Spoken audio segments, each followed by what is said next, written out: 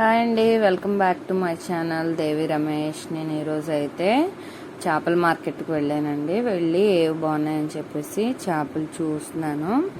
అగోండి చాలా వెరైటీస్ చేపలు ఉన్నాయండి అక్కడ. సో దాంట్లో నేను వచ్చేసి ఒక 2 రకాల చేపలను అయితే తీసుకున్నాను. ఒకటి పులుసుకి, ఒకటి వేపుడికి అని చెప్పేసి గులివెందులను పార్లు తీసుకున్నానండి. సో వాటిని శుభ్రంగా కడుక్కొని నీట్గా ఒక 2 సార్లు కడుక్కొని పక్కన పెట్టుకోవాలండి.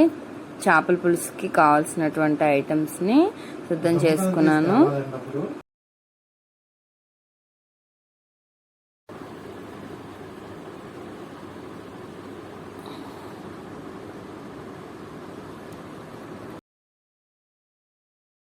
ఆనియన్స్ని వేసుకొని పచ్చిమిర్చి, అల్లం,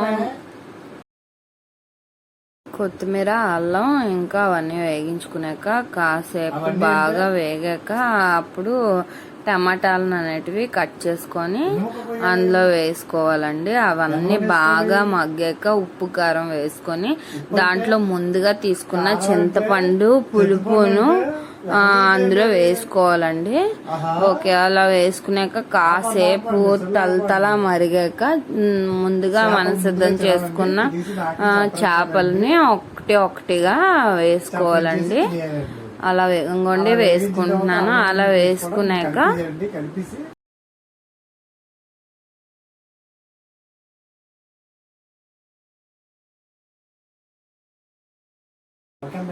అగోండి అలా వేసుకున్నాక చేపల పులుసు అనేది ఒక 10 నిమిషాలు అలాగా తలతల మరిగేటట్టుగా మూత పెట్టుకోవాలండి.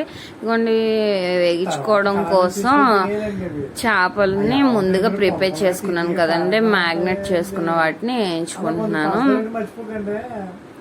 ఫిష్ ఫ్రై, చేపల పులుసు ఈరోజు 2 కర్రీస్ ప్రిపేర్ చేశాను. Please subscribe to my channel friends.